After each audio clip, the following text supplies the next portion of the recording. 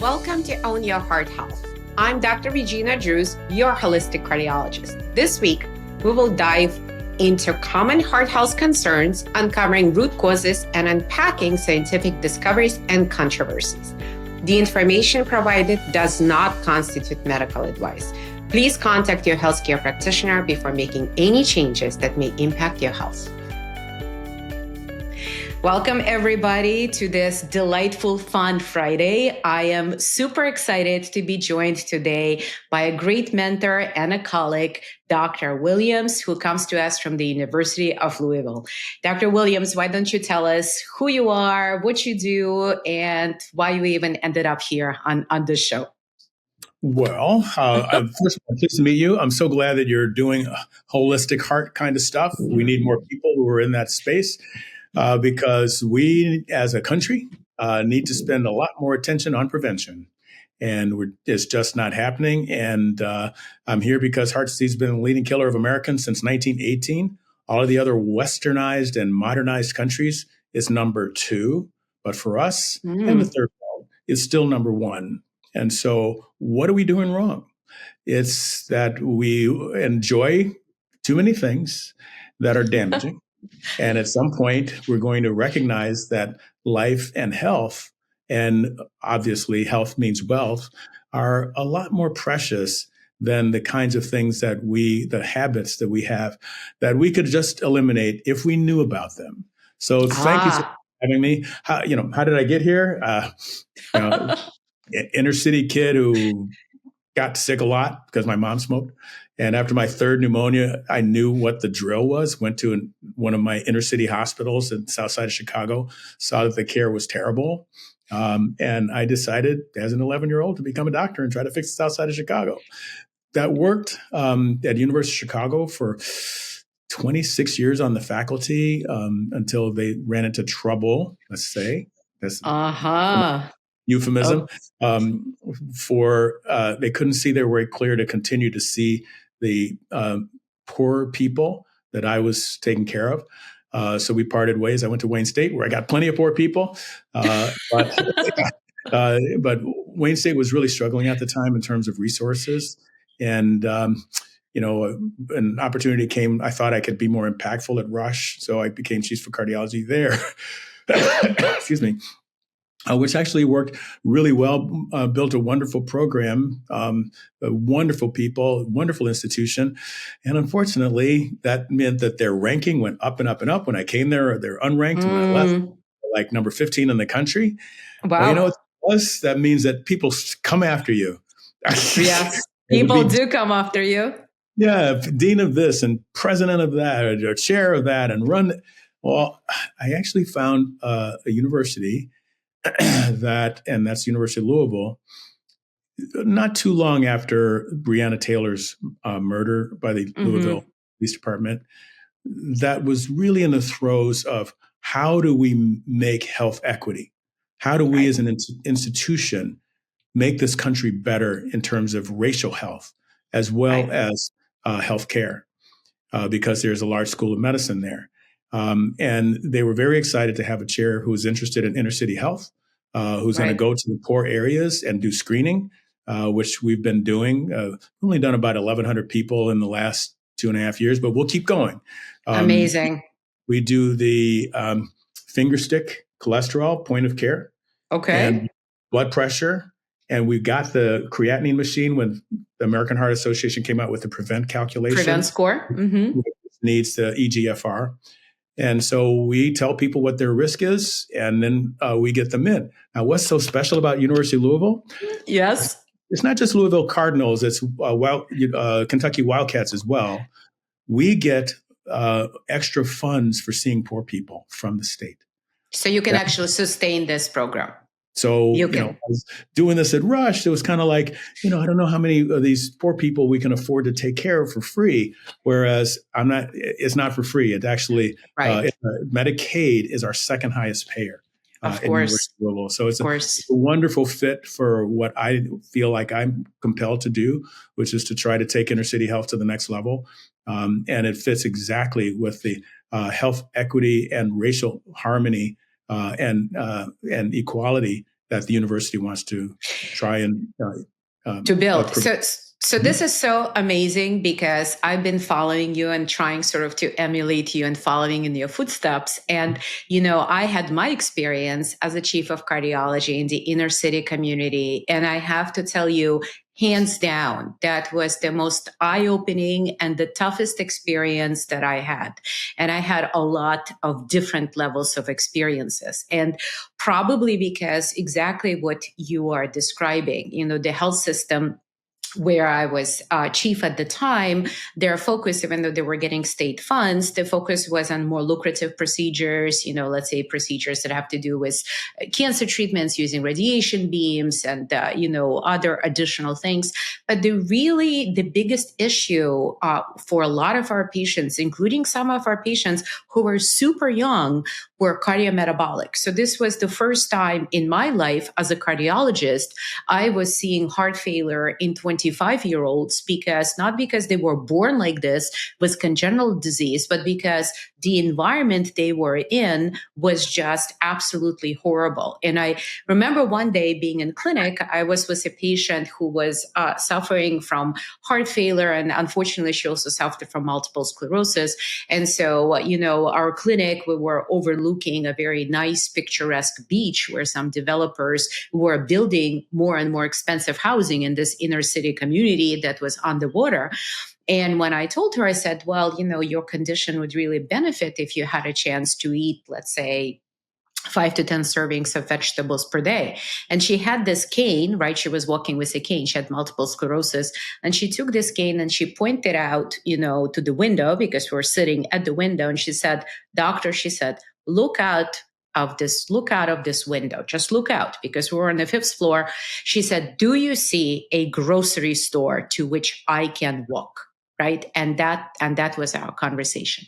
So, so there is a huge amount of healthcare disparities. There's a huge divide. There's a divide, across multiple lines, but what I did find in that community, I also found something really, really positive. And I'm sure you're probably seeing it in Louisville as well, is that patients truly wanted to get better and they are willing to take the next steps. And sometimes those steps were quite simple, like letting go of junk food, for example, right? So that was a fairly simple step. You don't necessarily have to use everything organic and pump methylene blue drops into your drink like RFK Jr., but you can just let go of all the junk food. And what I learned from that is that the impact was phenomenal because, that thing alone, because the patients were so exposed to it, was so powerful that we had some of our patients literally drop the weight and some of them began to reverse their heart failure syndromes, their reduced several non-ischemic cardiomyopathies, just from eliminating all these ultra processed foods. And I'm wondering, have you seen this experience in Louisville and a lot of other places, of course, where you've been at? Well, first of all, I left out one major thing. Guess where Louisville is? It's in Kentucky. It's in Kentucky. Yes. And Kentucky just recently, fortunately, with a lot of help from University of Louisville's Brown Cancer Center, finally got out of 50th in the nation, or depending on how you look at it, number 1 in the nation in cancer deaths. Wow. Okay? But if you look at all the other statistics, we're 48th in smoking. We are, I guess that means we're 3rd. We are 46. Go from the top. Go from the top. Yeah, 3rd in heart disease deaths. And this really has to do with the longstanding culture, the Southern diet, even though we're kind of Northern, it's still in the South. And we haven't adopted the kind of lifestyle medicine. We have opiate crises. We have a lot of drug addiction, a lot of alcohol. And I know Kentucky, or particularly Louisville, is known for horse racing and bourbon. And we can argue with both of them, but the bottom line in terms of effects on health, or at least for the horses, since I think Kentucky Derby was much better in 2025, 2024, 12 horses died. Wow. So it's a tough place for people who are concerned about life and health. And that means it's the perfect place to come and feel like you're having an impact. But you have to not give up. You have to realize that there are people who are going to say, excuse me, doc, just give me a pill so I can go back and do the things that made me come to you in the first place. Right. And it is very difficult. And you have to really, people have overused the phrase, deal with people where they are, but nothing could be truer in a place where culture and society, family, friends, all of them point toward habits that are unhealthy. And we basically have to get in there and grapple with all of them.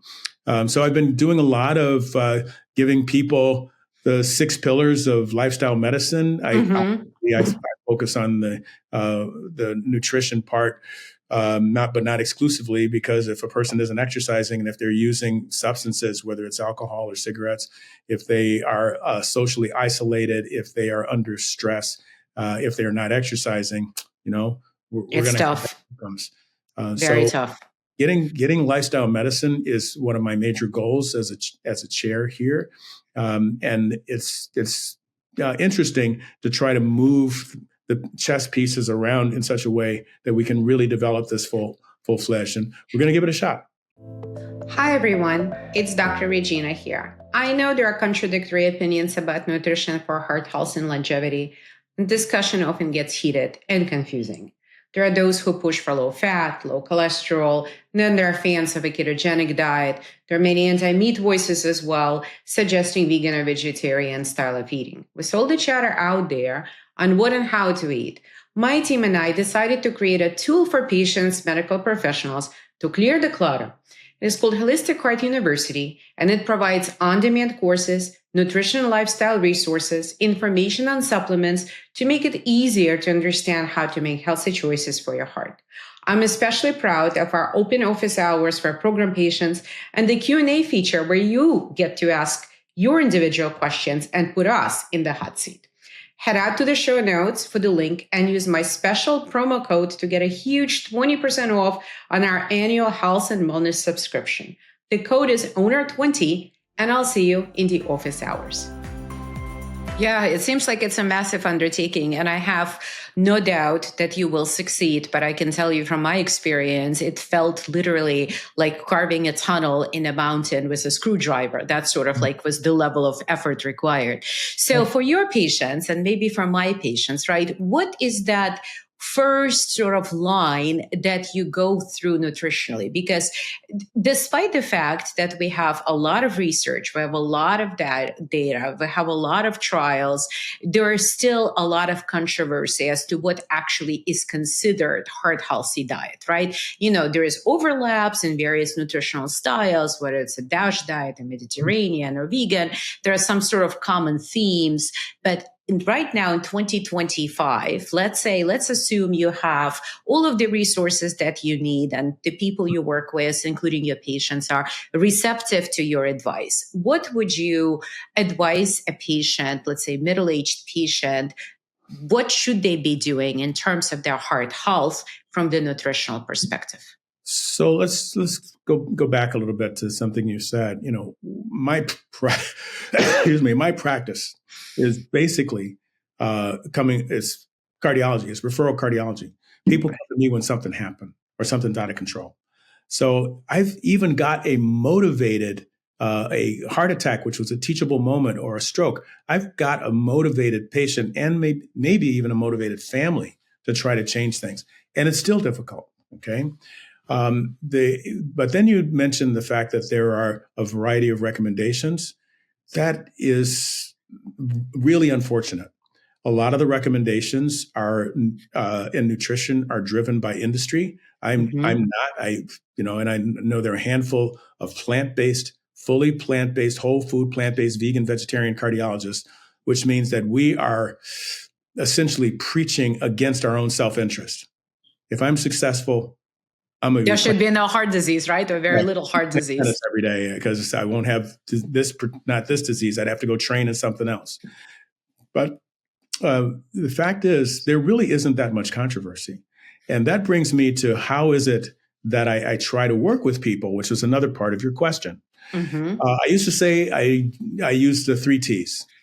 I give them my time, and I'm fortunate to be a chair of medicine. And even the 13 years as the chief of cardiology, nobody was telling me, "Oh, you got to get out of that room." And so, if I have a 20-minute visit and I go for 45 minutes, the next patient understands that I'm going to spend as much time with them. As much with them, right? Exactly. And so they don't mind it. And fact is, spending their time with patients is the best way to gain their respect and to let them know that you respect them. Number 2 is a team, but I don't always have a plant-based nutritionist. Right now, it's unpublished data, so I won't go into it, but we have data that says that 3% of the population is vegan. It's 8% of cardiologists. And they say it's because I'm the president of ACC and I preached it. Yes. So that is really true. And that controversial line that I did say, I told him it's most confidence. The next thing, it's all over the internet. It was where there are 2 kinds of cardiologists, vegans and those who haven't read the data. Yes, I remember that. And the funny thing is, and I'm a cardiologist and I'm not vegan, by the way, because, you and I had our debate. No, there isn't any debate because it's not about me. And in fact, if we had another opportunity, I would just start at the beginning because you say the people on your podcast really like data. All I have is data.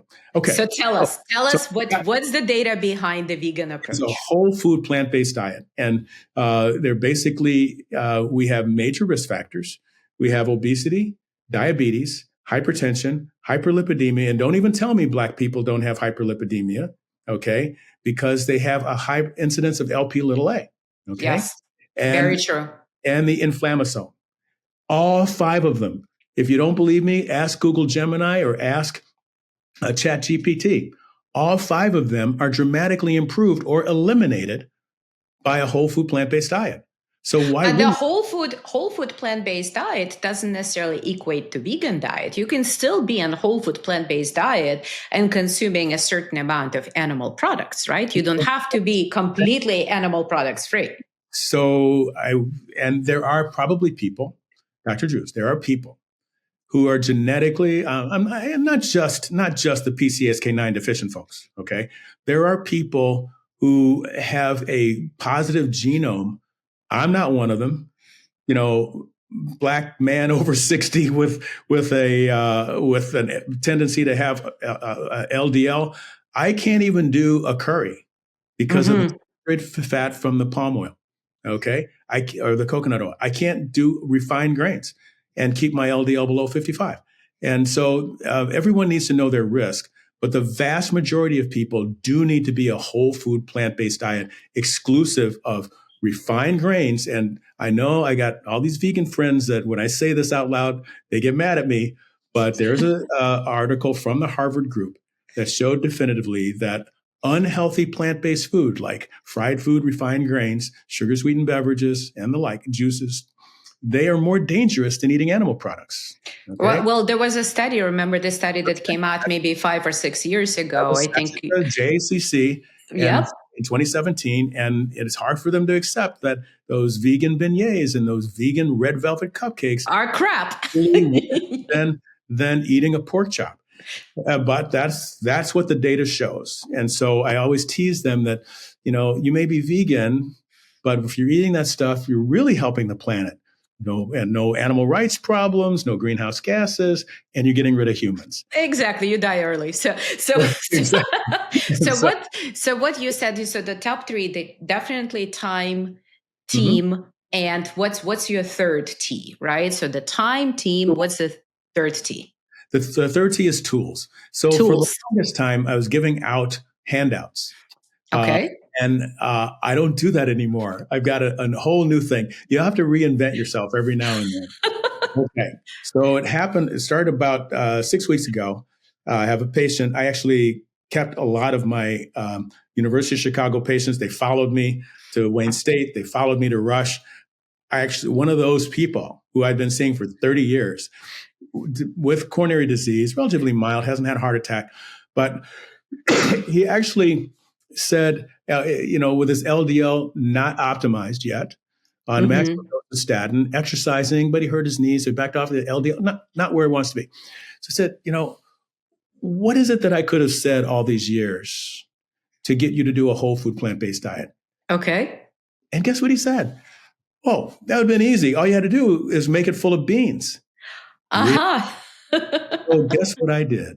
I went straight to my new buddy, and this really was instigated by the JAMA article that maybe everybody saw about artificial intelligence. Mm-hmm. Background is that I had put together all the data last September, given a grand rounds, saying essentially we all need to be using artificial intelligence, okay, to help us help patients.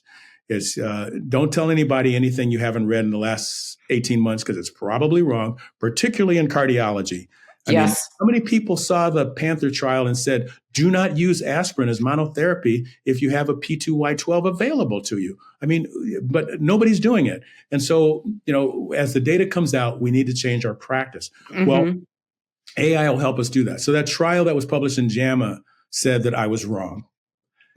Doctor versus... I agree with Dr. Kim and not with JAMA. Doctor for management versus AI versus doctor plus AI, and AI won. Right. AI is better without us. Well, you see, I'm going to disagree with that because I use a lot of AI, and I'll tell you that the reason that I disagree with that, and I sort of speak to a lot of doctors who are involved in AI and building AI models, and I'm building them obviously for holistic heart centers. So some of the things that I find is that there is this lack of trust in this new technology, and so when you don't trust technology and you come in biased, you are coming in with a fixed mindset, not an open mindset. And so you're not learning, you're not iterating, you're not creating. And I think that's what honestly happened in the trial, that, the docs were sort of like, who needs AI? I'm better than that, So I think that was the reason. So, but I think part of the problem is that not every physician, when you do a trial like that, it's about information and then the bias that made AI plus the doctor worse management than AI alone. Maybe we're hurting ourselves. So anyway, let me get back to what it... so your tools. So you go to your buddy ChatGPT, right? That's exactly what I did. And I typed in, we were on telehealth, so he could actually turn the screen over so he could watch it. Right. Then please give us a 2-week menu of whole food, plant-based diet that contains a lot of beans. And within about 15 seconds, it had put an entire menu together. He was so impressed. And then at the bottom of it said, well, would you like anything else? Would you like any of the recipes? So I put, how about the second Thursday's dinner? It was, black bean soup or something like, and I said, sure. How about the second Thursday dinner? And it printed out not only a shopping list, okay, but all of the ingredients and exactly how to do it. You have to start sauteing this stuff and then you do that stuff. And so I've been doing that ever since. Amazing. You tell me which plant-based stuff you like, and I'm going to... And I'll make sure that I'll ChatGPT it for you. Absolutely. And we do it there together. I show them how to do it, and then they can go home and do it even more. And what they end up with... So let's talk about this a little bit. Let's talk a little bit, because it sort of brings up, another opportunity, right? So I find that patients, regardless whether these are patients in the inner city or patients, say, in, expensive, very high cost of living area like mine, those expensive zip codes, patients are increasingly looking for personalization. So how do you think, what is the best pathway into this personalization? And is it really, in many ways with AI tools, and, they're fantastic and I use a lot of them, but sometimes I ask myself, is there actually veracity behind a lot of these recommendations, right? Do we actually have to go and check the sources one by one? The sources in your area, I know the source in my area. So what is the best path for a person right now with regards to trying to balance, what we know about heart health, this whole food plant-based focus and personalization? patient? Like, should they invest in genetics? Should they invest in advanced laboratory markers? Full disclosure, my practice, my platform, we do both because that's what we do. We do this advanced phenotyping for all of our patients. But, what would you tell, let's say, an individual with fewer resources who's just looking to really begin that improvement toward their heart health? So I personally, as a physician, I adopt anything that's going to change management. Okay. And so I don't do a lot of TMAO levels, except for my research projects. I do see reactive protein. I don't do a lot of advanced lipid in people who have coronary artery disease because it's not going to change what I do. And when a person has doesn't have known coronary disease and they have a 5.7% 10-year risk, absolutely. Advanced lipid testing, see reactive protein, do everything that you can, LP little a level, because it's going to change management. If it's abnormal, same thing with lupus or family history. I'm going to push, that's going to push over by guidelines to the abnormal level where we do a coronary calcium. And so I'm really, I always say that I never get upset when doctors don't follow guidelines unless I wrote them. Which there are many, so they better follow them. Privilege to be on and to be in with all those smart people in the room and come up with all this hard work and have people just blow it off because it's too big or they can't read it. But and that's where I feel like AI would help us. Because, we were both nuclear cardiologists, right? Yes. And that went more into prevention and preventive cardiology. Well, if you look at the guidelines the methodology, I got stuck writing that section of the nuclear guidelines. And you just go into any lab. If it's not a big university lab, they're not doing it. That's true. And this is really not to the benefit of patients. So I think that AI is going to help us. And the topic of my talk was, is it going to help us or replace us? At this point, I don't know, because we've got such literature that's so positive. I think there are other areas of medicine where AI can't do as well. I'm looking at it all the time, mostly because I have kids who are physicians. My pathologist daughter, all of that tissue pathology can be done with AI. So her idea, because she has an MBA, is adopt it and bill for it. Okay. Well, I have an MBA too. That's why my quest is adopt and build with it. So let's go into this a little bit more. So then, if I hear you correctly, you're saying that it's okay in your book as long as it helps a patient. For a patient, maybe they even will bypass a physician or bypass a healthcare system on a certain level, and they go straight into some of those AI tools and ask, this is who I am and what is the most heart healthy nutritional plan for me. And this is what I like. And maybe culturally I'm from a group that has a certain, love of certain flavors, right? Like I grew up in Eastern Europe, so I love bread. I could never not eat bread. It will be very difficult for me because that's sort of like a big part of my childhood, right?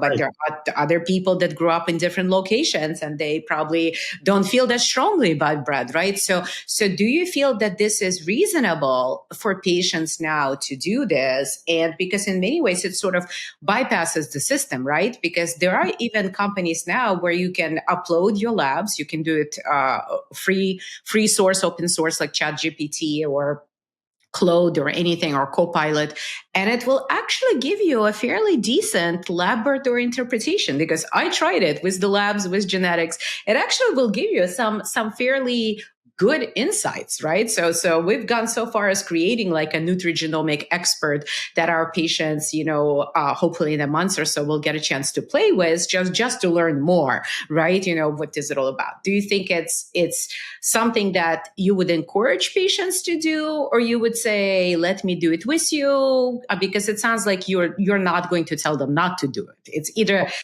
Definitely wouldn't tell them not to. All of the points that you've been making about individualization, about the knowledge base, that is, though ChatGPT knows every guideline I ever wrote.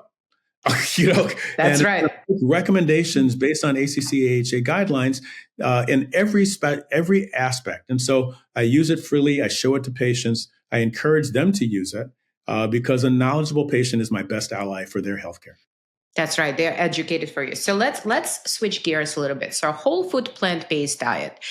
Do you believe if you were to say, let's say, three of the most popular diets that have been evaluated for heart health, right? Mediterranean, vegan, DASH diet. In terms of the whole foods plant-based component, which one is number one and which one is number two and which one is number three? How would you rank them, for example? So the way I rank them personally is cardiac events and mortality. Okay.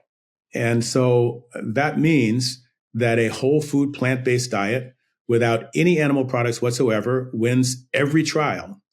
And so the question is, does that apply to every person? As we were saying before, there are mutants. I'm a mutant, you're a mutant. We're all hybrids, not clones.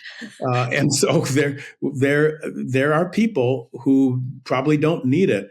And maybe the planet needs it, and maybe the animal cruelty, aspect needs it, but not every human needs a whole food plant-based diet to do what we would like to say, the blue zone thing, live to be 100. Right.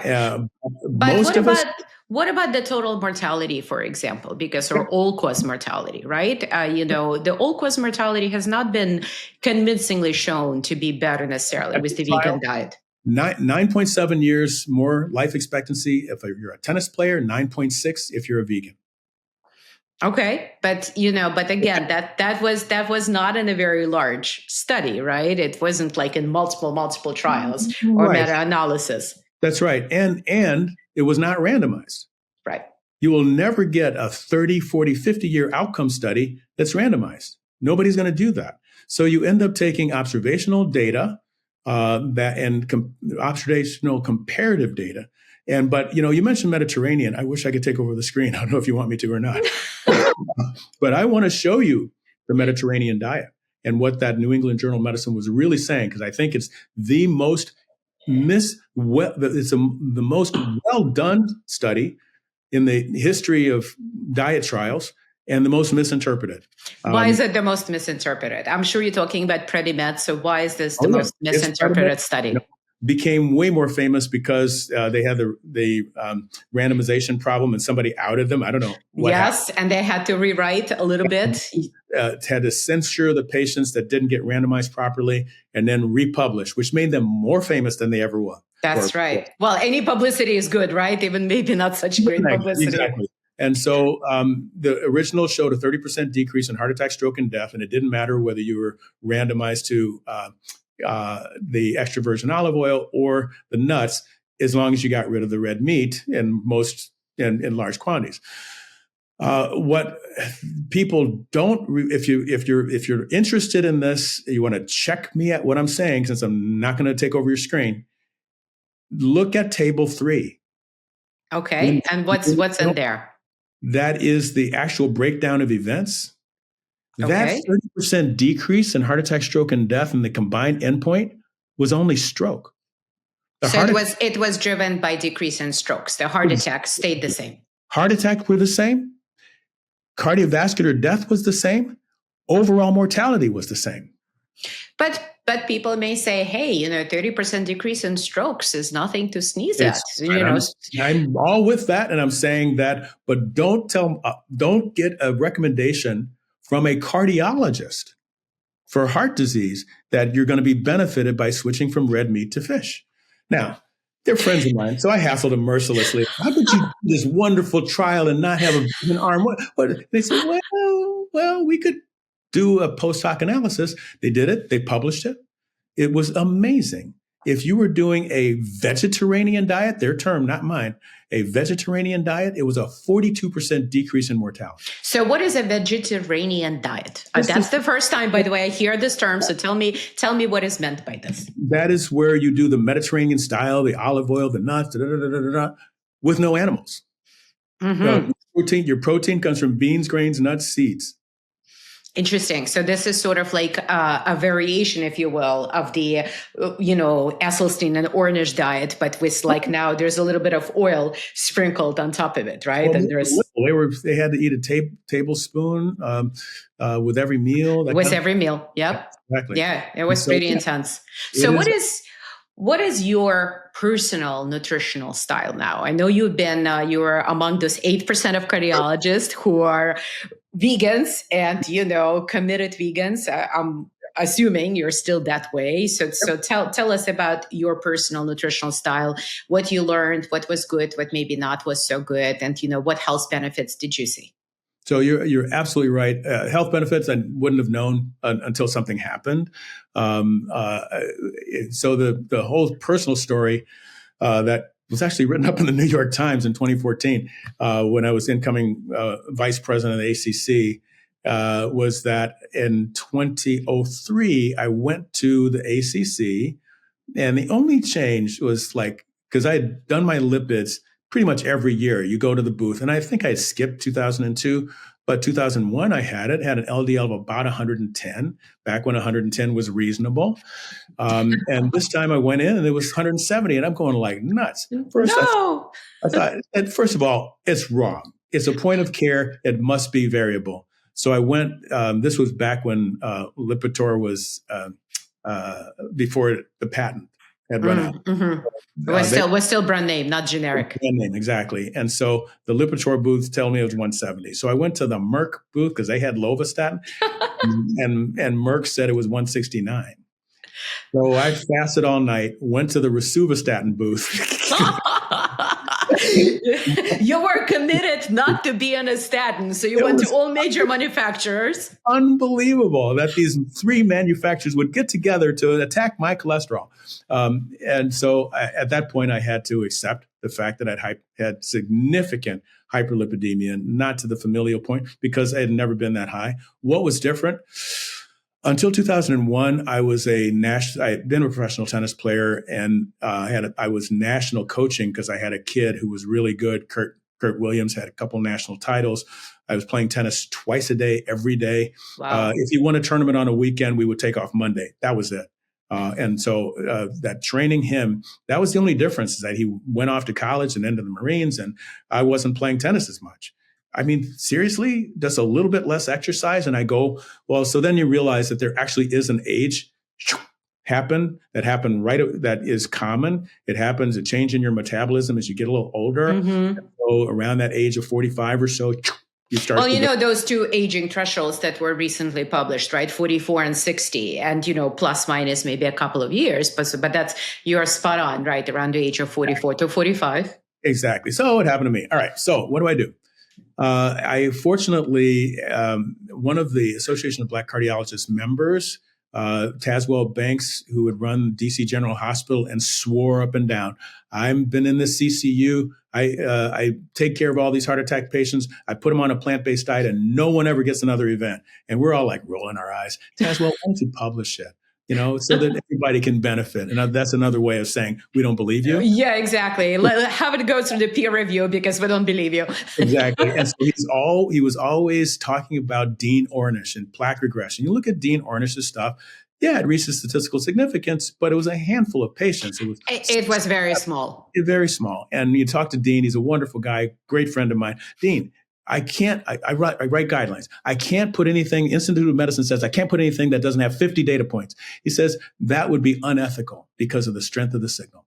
So too bad it's not going in guidelines, because I would never do it again. Everybody gets hope. Okay, Dean, I understand what you're saying, but I'm hamstrung. So anyway, I went on the Ornish diet. I went whole food, plant-based. But now notice that I was doing American Heart before. Thinking, which was low fat, right? Low fat, but it wasn't low in cholesterol, because animal flesh is full of cholesterol, and it doesn't matter whether it's fish, chicken, no skin, not fried. It's still cholesterol, right? And so, as it turns out, within 6 weeks, I didn't measure it at 2 weeks, and now I know better. I could have done it in 2 weeks. My LDL had dropped on a plant-based diet from 170 to 90. Back when 90 was good. Well, 90 is still good for some patients. Oh, Not, boy. Oh, boy. 90 is still good for some patients. If you But, want to hear the rest of the personal story, it's even more interesting.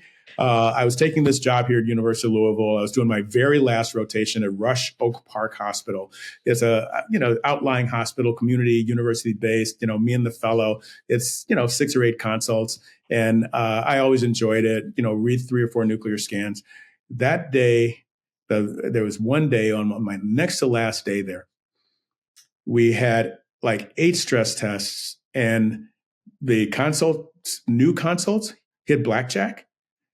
By the time I finished that 21st patient, okay, I've been you doing had a winning hand, right? exactly. So I been doing this for 40 years, so I got out a reasonable hour, 6:00, and I realized that I hadn't eaten my breakfast, which was I won't say which brand, because I don't do brands, but it was a vegan bean burrito, and of course I ate it. About 15 minutes later, I was really sick, and Wow. I was throwing up. And then the abdominal pain started. And first I thought I was going to die. And then I was afraid I wouldn't die. Oh my God. So bad. And so I went back next to patient 21 in the ER. Okay. And they finally got the Zofran and all that stuff. And I finally feel better. But it was such an experience that I asked the ER doc, I think maybe we should do an abdominal CT. He said, yeah, it's a good idea. Sent me over. And of course, I knew the tack. I said, can you just go up a little bit to the carina? Okay. Yeah. So this is going. And so he said he did it. And so I have an estimated non-gated calcium score of about 30. Well, being an author of the 2019 prevention guidelines, that means I go on a statin and not antiplatelet. Okay. Right. And my LDL went from, 90 to 75, and I kept going up on the statin, and I could get to 55, which is the target, right? To get to 55 only on a maximum dose statin without the refined grains, without the coconut oil.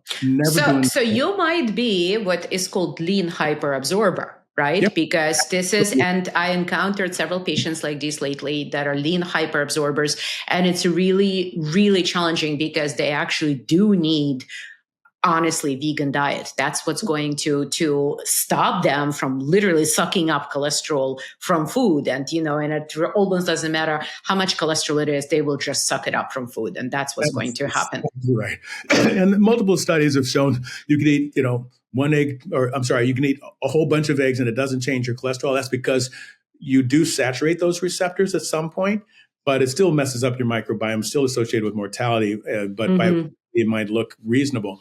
So I'm not one of those people. I could say that my personal story may have been funny, but I can tell you that in 22 years of doing vegan cardiology, because I wasn't going to do something that I wasn't recommending for my patients, of course.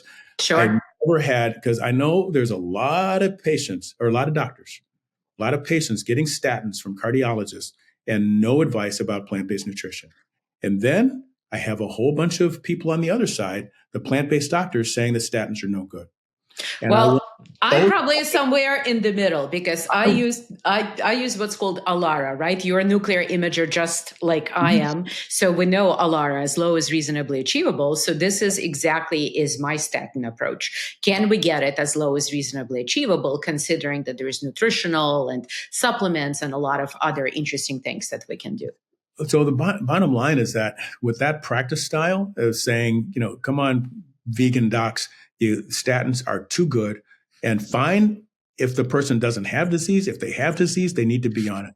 And of the other side, you got to counsel about nutrition. First, you have to adopt nutrition for yourself, because the leading cause of death of cardiologists is still heart disease. Yes. And not one single person has had an event when they were doing a plant-based diet and a statin. In my practice. So I will. Interesting. So how many patients, let's say, like now that you're building a program, obviously in a new place, supportive place, how many patients that get your advice do you feel actually begin some of those incremental steps, new patients, incremental steps to change over into the whole food plant-based diet? Maybe it's going to be, how did you put it? Vegetarian, so Yeah. vegetarian. Yeah, so it's another interesting approach. But, obviously in my vertical, integrative and holistic medicine, there are quite a few physicians that reached significant fame by inventing their own diet styles, right? And we have this alphabet soup of different diets. But how many patients are actually beginning to implement your advice? So I would say that with the help of ChatGPT, everybody's impressed with it. It's convenient for them. It's easier. That thing of putting out a shopping list for the 2 weeks, it's a game changer. So I don't even, I can tell you that I had a lot more success at Rush or in Illinois than I did in Kentucky. Okay. Uh-huh. Until this new, but just been doing it. And I got to keep reinventing ways of helping people. Hi, everyone. It's Dr. Regina here. Many of my colleagues and I are noticing patients coming to us with self-ordered blood tests. When this trend started to gain momentum, I thought it would benefit many patients. After all, who doesn't want more access to health testing? However, I see that self-ordered labs often lead to more confusion and frustration for our patients. Patients are coming in with a pile of labs, and sadly, they're not better off for it. This is why we at Holistic Heart Centers have launched Heartwell Toolkits, a curated collection of blood and genetic markers that one can get at home, focused on heart and brain health, gives you all the data you need to make informed and actionable health decisions. The toolkits can be ordered at our shop on holisticheartcenters.com. You can find the link in the show notes.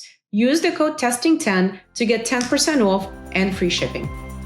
You mentioned leading by example, and I know some, for example, preventive centers or integrative centers, even the ones which are academically based, here in New York Health and Systems hospitals, right? The city hospitals, actually, some of them have sort of demo kitchens, right? And they bring patients in and they help patients understand how to make the whole food plant-based diet, attractive and palatable and fun, right? Sort of reshape our taste buds. Do you see this as a possibility at Louisville? Is it something that you are doing? Like, where are you with that?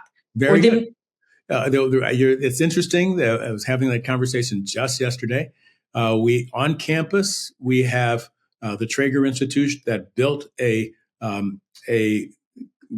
teaching kitchen, and the gentleman who runs it is one of the Harvard chef certified coaches.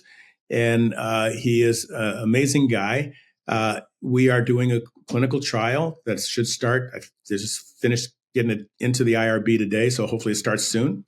Most of the people that I'm targeting to help are on the West End.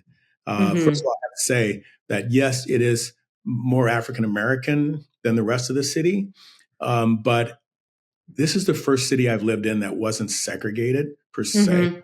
Right. By race, it's segregated by economics. Right. So the East End is fairly wealthy, West End, very industrial, old factories that have shut down, rubber town, contaminated soil, a lot of poverty. But the poor African Americans are best friends with the poor Caucasians. They're all together. So they're bound by being poor, essentially. Right. I mean, it's, like most of the United States, Sunday morning is still segregated. So when we go to a church for one of those screenings, it'll be predominantly African American, but not always completely. And so we are targeting the poorer people who don't have access to care, getting them in. Getting them to change has been challenging, but we have a facility. It's called Dare to Care. That's right in the middle of the more African American neighborhood in the West End. And that facility has a huge teaching kitchen. And so that's where we're intending to go. Between the two, we should be putting on cooking courses to fit our people very frequently and hopefully very soon.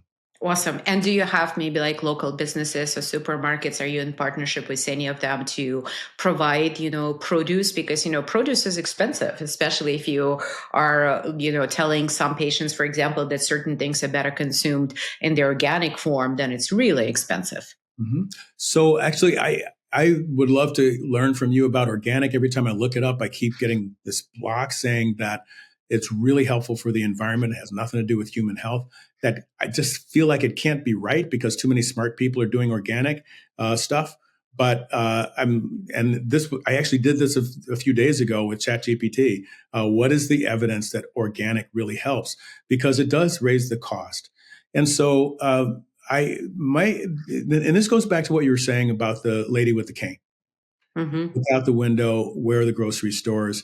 This was highlighted by Jasmine Leah in a a movie about 5 years ago about African American plant-based or veganism, that it was a white thing and the stigma of trying to be a black vegan. The title of the movie is Invisible Vegan. Hmm. It's really worthwhile. And she really goes through like 10 different areas of how difficult it is. And one of them is exactly what you said.